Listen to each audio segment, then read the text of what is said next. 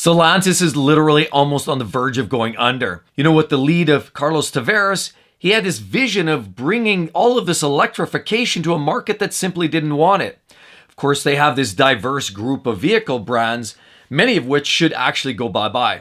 And if you really break it down, they actually have quite a substantial portfolio. But many of us would say, I'd never buy that piece of junk, or I'd never buy that piece of junk.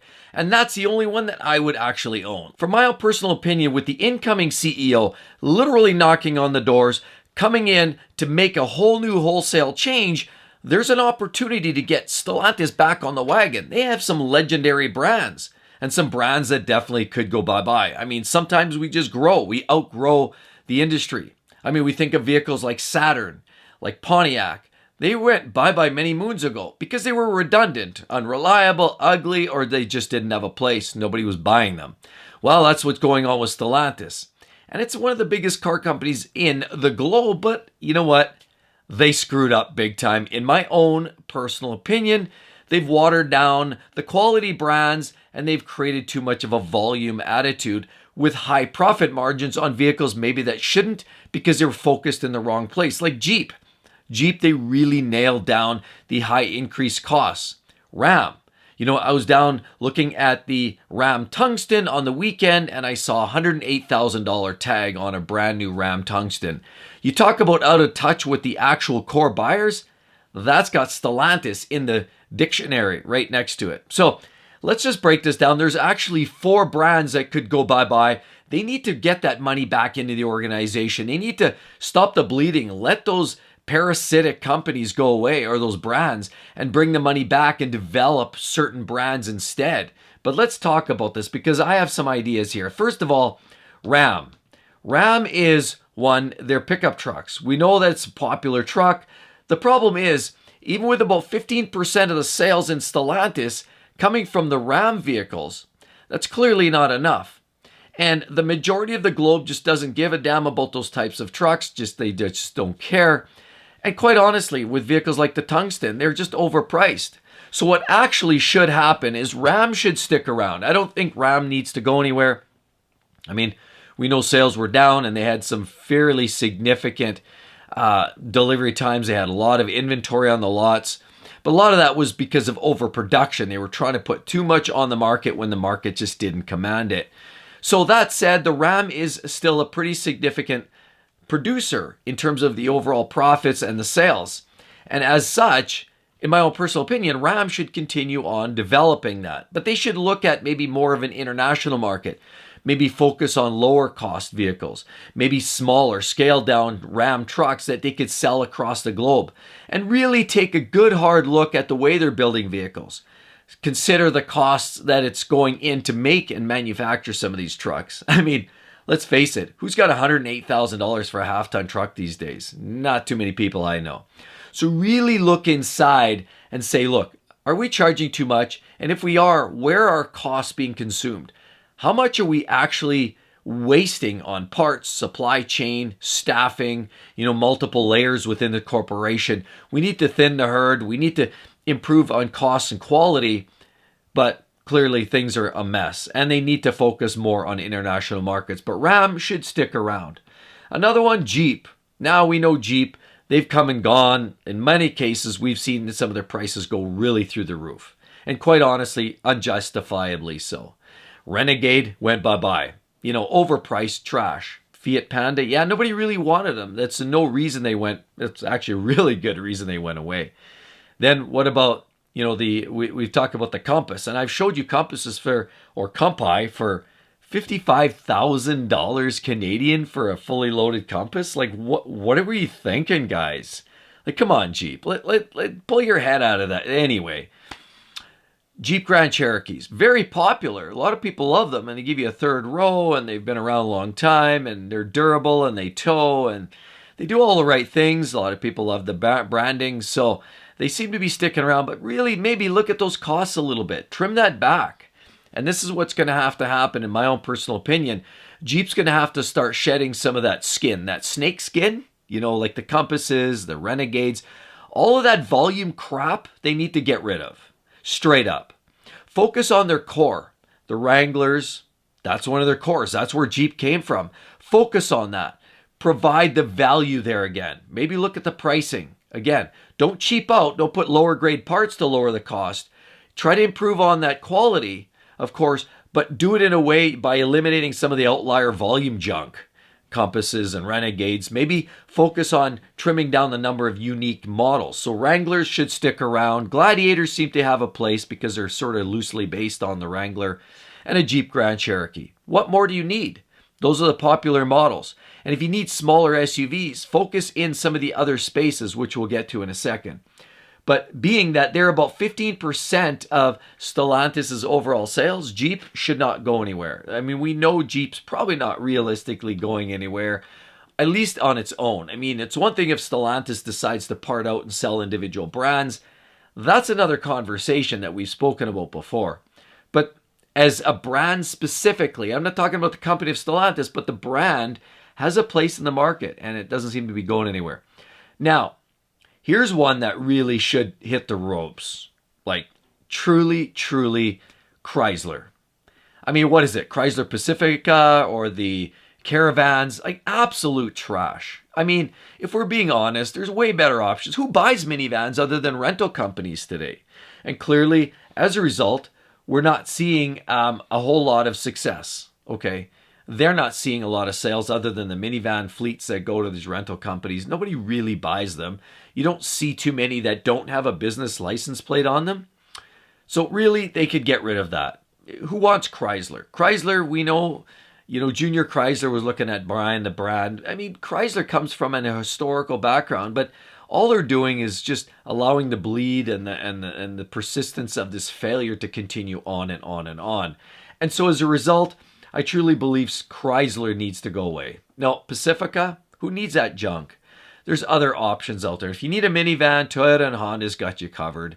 Even Hyundai, Kia, they've got their minivans. And Chrysler, it's not that they don't have something to offer. They do have a history with minivans, but if that's exclusively the only vehicle in the Chrysler brand today, that should be maybe a model at best, a Chrysler model, but not an actual breakout brand specifically. Maybe it could be tucked in as a Dodge product. So anyway, Chrysler should go bye-bye. Dodge, see, that's where Dodge messed up. We know Dodge messed up, and they messed up bad because they went with this electrified BS, these Chargers. Nobody's buying them. They're knocking. If you look on the classifieds, I've been looking here for the recently, and I'm finding a lot of those now are being discounted $20,000, $30,000, even 40 grand off sticker. It's absolutely bizarre to me. Okay, nobody wants the electrified Charger. So with this electronic or digitized engine sound, yeah, nobody's really interested in that junk. Okay, so that was a mistake. And that was Carlos, in my own personal opinion. He had this vision of going pure EV, but doing it to brands that thrived on muscle cars. I mean, what is Dodge? Dodge should bring a muscular attitude.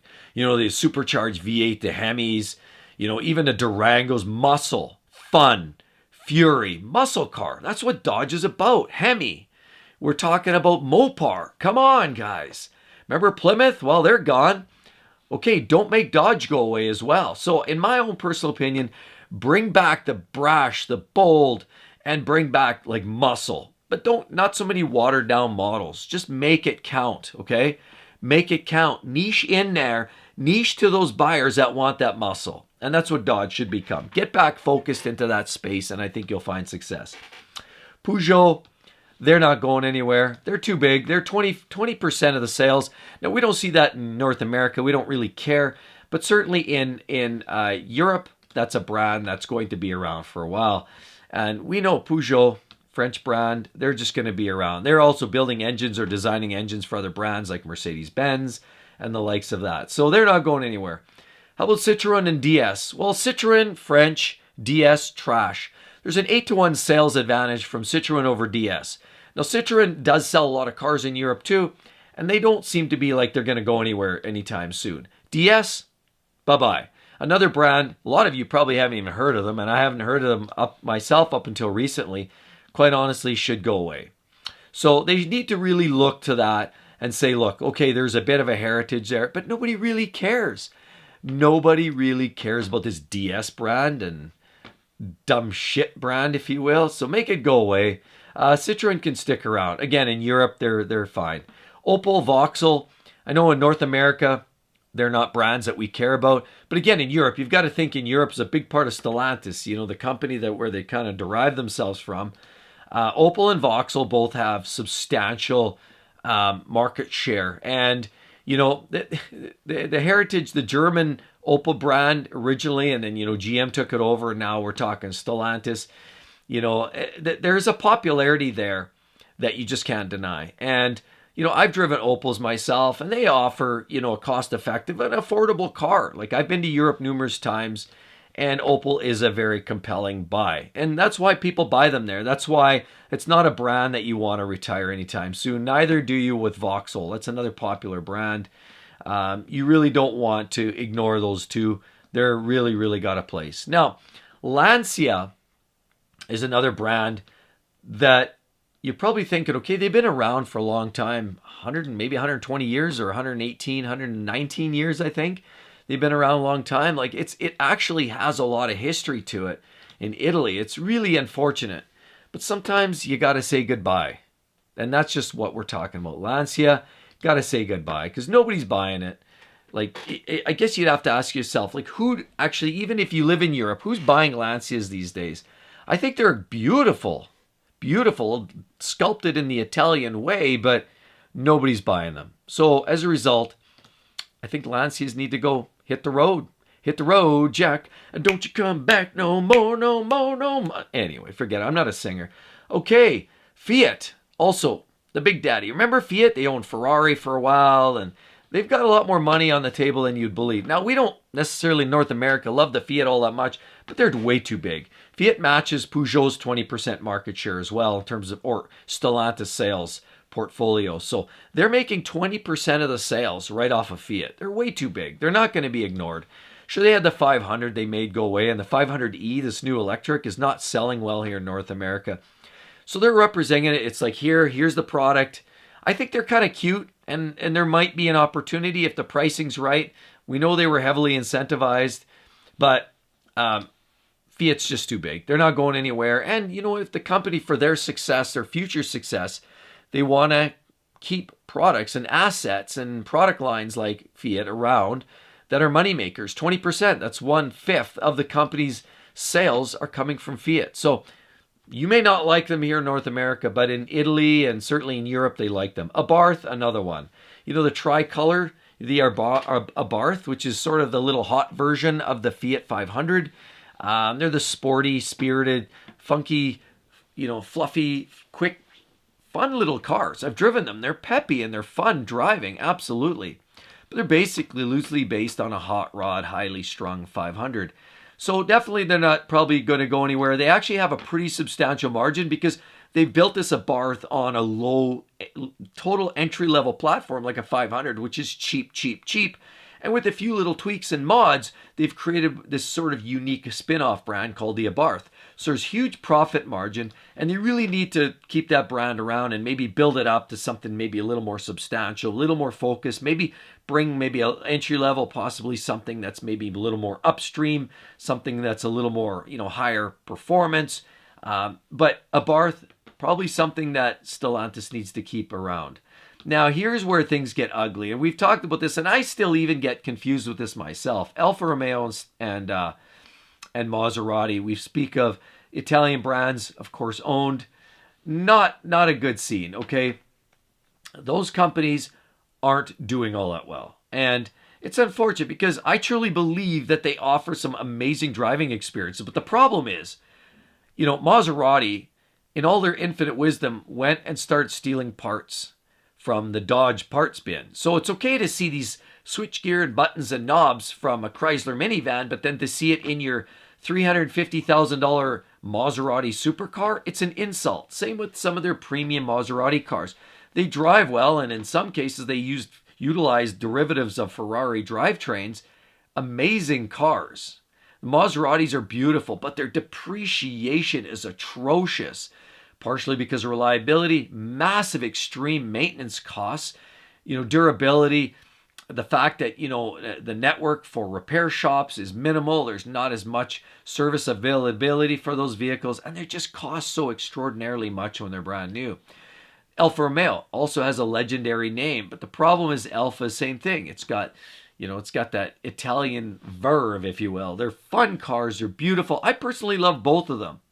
But the problem is the basic finances don't allow me to buy those at this time because of the massive depreciation from both brands. Now there's some redundancy. You have two Italian luxury brands within Stellantis. See, that's a mistake right there. So one of them needs to go. Which one, in your opinion, should go? If you were on the board of directors for Stellantis and you had the incoming CEO asking you and said, "Hey, Johnny, which one do you think we should turf, Alfa Romeo or Maserati?" I'd like to hear your thoughts. I mean, Maserati's more premium.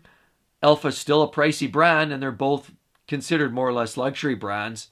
Which one would you turf, Johnny? I'd like to get your opinion down in the comments section below. And again, as always, be sure to check out those videos. Ultra popular. Hope to see each and every one in the next one, everybody. See you real soon. Bye-bye.